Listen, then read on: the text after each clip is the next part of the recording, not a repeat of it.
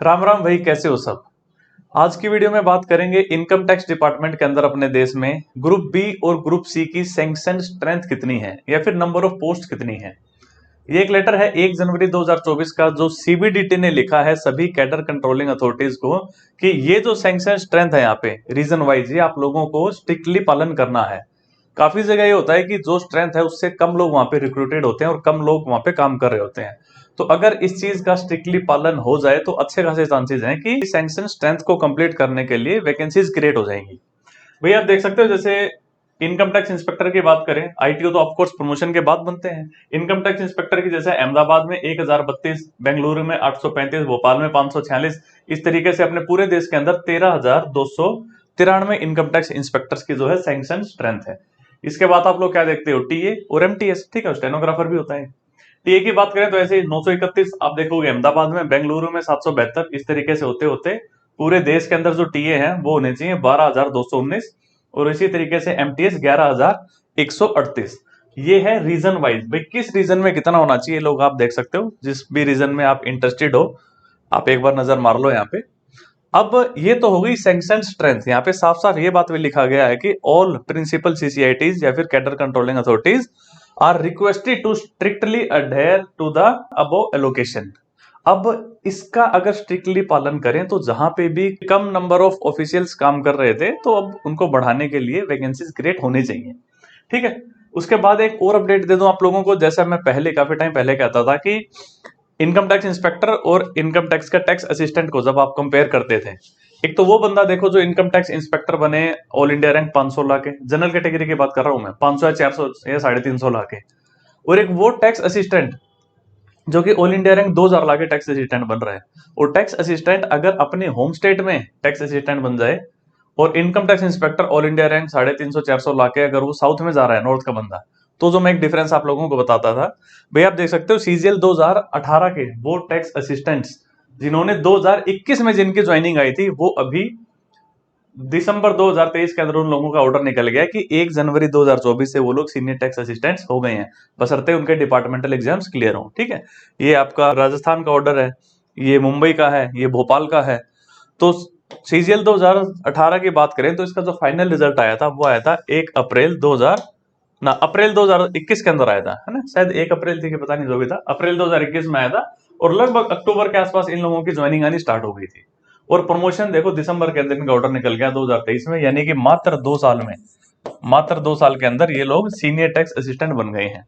अब 2-2,500 रैंक लाके जो बंदा टीए बना था, आज वो अपने ही स्टेट में, लगभग अपने स्टेट में आज वो सीनियर टीए बन चुका है।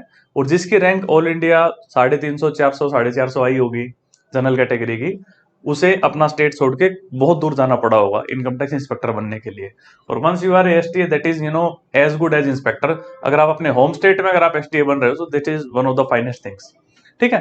तो लेकिन अब अगर हम बात करें तो शायद ये चीजें नहीं हो पाएंगी। ये सीजीएल 2018 बैच को तो फायदा मिल चुका है इसका, अब इसके आगे दिक्कत हो सकती है। जैसा आप लोगों को पता है रिक्रूटमेंट रूल्स जो है, न्यू आरआर वो पाइपलाइन के अंदर है। जैसे ही न्यू आरआर आया, ये 2 साल में जो प्रमोशन होते हैं, अब ये 2 साल में प्रमोशन होने बंद हो जाएंगे। दैट डिपेंड्स कि भाई न्यू आरआर में क्या आता है, 10 साल होता है कि 5 साल होता है कि क्या मिलता है, ठीक है।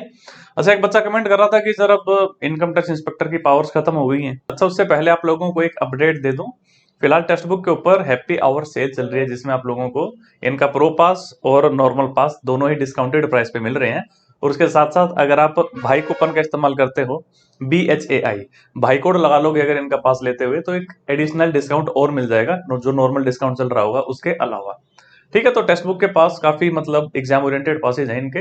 इनफैक्ट पास्ट पेपर्स में आज तक जो क्वेश्चंस आए हैं वो सारे के सारे क्वेश्चंस भी आप लोगों को यहाँ पे मॉक टेस्ट के फॉर्म में मिल जाते हैं, ठीक है। एक बार आपने इनका पास ले लिया, जितने भी टाइम का लिया है, फिर आप उतने टाइम तक जितने मर्जी आप मॉक टेस्ट दे सकते हो। और जैसा मैंने हमेशा कहा है, मॉक टेस्ट का अगर आप कोई पास ले रहे हो तो उसका फायदा सिर्फ तभी है जब आप कम से कम 100 150 200 मॉक टेस्ट लगाओ। अच्छा, अब उसी सवाल पे कि अब इनकम टैक्स इंस्पेक्टर की पावर्स खत्म हो गई हैं क्या, तो देखो यार, मेरा कहना है कि देखो इनकम टैक्स इंस्पेक्टर की नौकरी भी एक वैसी ही साधारण सी नौकरी है जैसे कि अक्सर गवर्नमेंट डिपार्टमेंट्स के अंदर नौकरियां होती हैं। बट क्योंकि सोशल मीडिया और कुछ मतलब मूवीज वगैरह के अंदर दिखा के, या जैसा आप लोगों को नाम से लग रहा है, बहुत बड़ी एक हवा बना दी गई है, चाहे जीएसटी इंस्पेक्टर हो या इनकम टैक्स इंस्पेक्टर हो, कि जैसे पता नहीं क्या बहुत टॉप चीज है। अगर किसी को ये लग रहा है सीजीएल की तैयारी करते हुए कि मैं इंस्पेक्टर लग के चाहे जीएसटी में जाऊं या इनकम टैक्स डिपार्टमेंट में आऊं, जाते ही चीर फाड़ दूंगा, पता नहीं क्या पावर मिल जाएंगे, ये कर दूंगा वो कर दूंगा, तो ऐसा कुछ नहीं होने वाला है। मतलब परेशान हो जाओगे अगर ये सोच के अगर डिपार्टमेंट के अंदर आओगे तो। एक नॉर्मल सी नौकरी है, बस आप ऑफिस जाओगे, अपना काम करोगे, वापस अपने घर आओगे और महीने के आखिरी दिन आपको तनख्वाह मिल जाएगी, दैट्स इट। ऐसा कुछ भी सपना लेके आ रहे हो कि मैं पता नहीं ये कर दूंगा वो कर दूंगा, क्या मेरे पास पावर्स आ जाएंगी, या क्या पहले पावर्स होती थी, कुछ नहीं था। जो पावर्स पहले नहीं थी वही पावर्स आज भी नहीं है। कहने का मतलब अगर पहले कोई दुरुपयोग कर रहा है किसी भी वजह से, तो आप उसको पावर नहीं कह सकते। इस तरीके से तो कोई आज भी कर सकता है, ठीक है, पर जो गलत है वो गलत है। अगर वो चीज तब गलत थी तो आज भी गलत है। पावर्स न कोई पहले थी न कोई आज है, ये एक नौकरी है। हम लोग, आप लोग जब एग्जाम क्लियर करके जब आप आओगे डिपार्टमेंट के अंदर, तो आप एक किस्म से क्या हो, नौकरी तो हो सरकार के, आप सरकार की नौकरी कर रहे हो। तो नौकरी कर रहे हो, एक नौकर के पास क्या पावर हो सकती है? कुछ एक लिमिटेशंस आपके यहाँ, आपको इन दायरों में ये चीजें आपको अपना काम करना है, आपको अपना फर्ज निभा रहा है, वो आपकी नौकरी है ना। तो ऐसा कुछ नहीं है कि कोई पावर खत्म हो गई है, कोई पावर थी ही नहीं। ठीक है, जो आपको दिखाते थे वो बस एक तरीके का दिखावा है, ऐसा कुछ नहीं होता। ऑफ कोर्स एक अच्छी नौकरी है, एक सोशल रिस्पेक्ट मिलती है आपको, अच्छी सैलरी है, आपकी प्रोफाइल काफी अच्छी होती है, वो सब चीजें हैं। अगर आप इनको पावर कहते हो तो ऑफकोर्स ये चीजें पावर है। अगर आप दूसरी वाली उस चीज को पावर कह रहे हो तो ऐसा कुछ नहीं है। ठीक है मेरे दोस्त, तो चलिए गाइस, रखते हैं इस वीडियो के अंदर इतना ही, मिलेंगे नेक्स्ट वीडियो में। Tata, take care, bye bye.